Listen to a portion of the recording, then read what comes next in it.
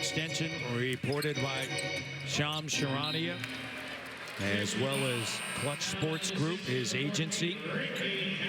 Abaji out of bounds, and Maxi's going to inbound it. Gershon Yabusele check in for the Philadelphia 76ers at a 5-point game. Kobe Walter, the rookie, checking in for Grady Dick right now. 6 straight games with 10-plus points. So he's on a roll right now, the first-round pick out of Baylor. He's played now in 8 consecutive games as Chris Boucher grabs a rebound. He's with Jamal Shead, Orlando Robinson, Walter, as you mentioned, and Ochai Agbaji. The cut, the no-look. Robinson nearly scooped it up. And now a loose ball foul is going to head the other way as Ochai Agbaji is going to pick up the foul. Brandon Ingram, drafted 2nd overall by the Lakers, spent a couple of seasons there, and then on to, of course, New Orleans, part of the Anthony Davis deal, and spent 5.5 seasons. That deal was done in the summertime, so different when you're traded in season, obviously. And Raptors utilizing the pre-agency, right? Yeah.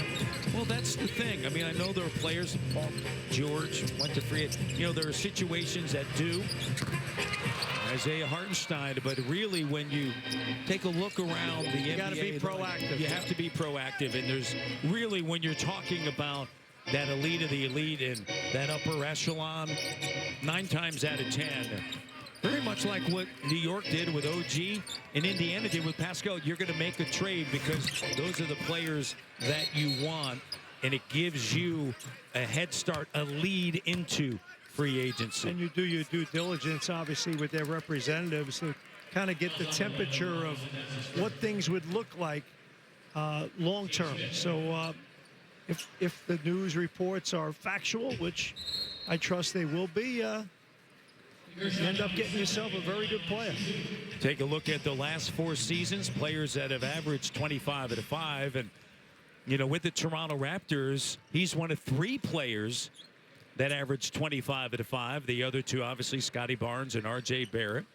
Yabusele's at the foul line in a bonus situation, and the first free throw is good. Well, I mentioned this pregame, Matt. You know, currently you only have 6 teams in the Eastern Conference with a winning record. So, you know, you look at the big picture in terms of fall of 2025 and the expectation, if you're a Raptor fan, with a much more talented roster and hopefully a high draft pick, and suddenly you're in a position to skip a few steps and be right back in a hunt and have a real good team. You know, it's an excellent point.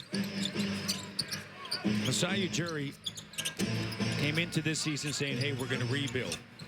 I think people think rebuilds are long, lengthy processes. That is no longer the case in the NBA. They don't have to be, right? This isn't trust the process from a decade ago.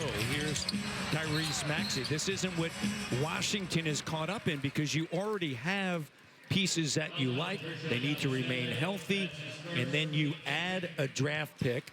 And so a 1-year rebuild, and then its decline starts. Well, the other thing is the fact that last year was a rebuilding year. Yeah. Just look at the record. Yeah, 25. You know, so, you know, this is year 2 of it, and you're going to have a chance at a high pick. And you also had a good rookie class this year. You got 4 good young players, so you're building in terms of age-controlled, contract-controlled contracts at a lower number, and that means you can pay at the top. Raptor fans, submit your photos and videos on social, tagging @Tangerine Hoops, showing us how you fanned in the past 30 years for a chance to be featured later in the broadcast. We talked about this at length throughout the course of the season of what it would look like, and I think now you kind of get that piece by the moves, the understanding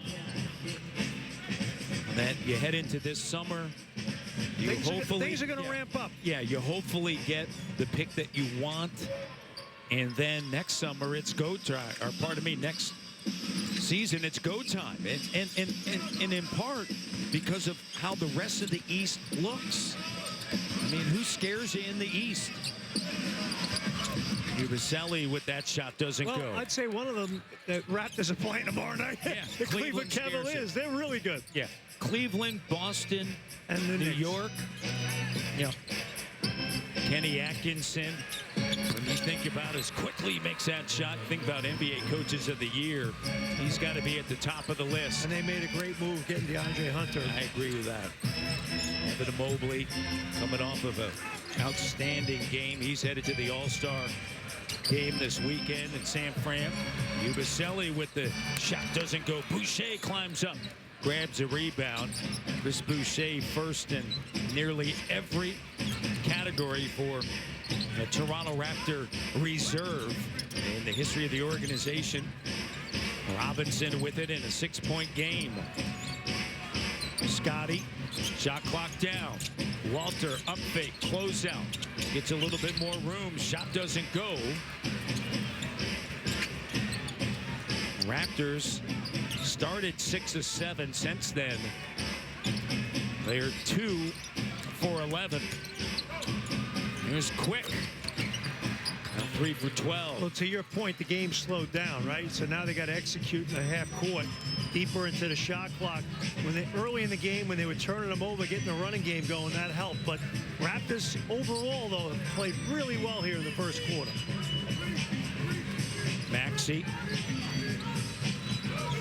Trae Young chosen over Tyrese Maxey for the All-Star game as Council's shot doesn't go, and the first quarter comes to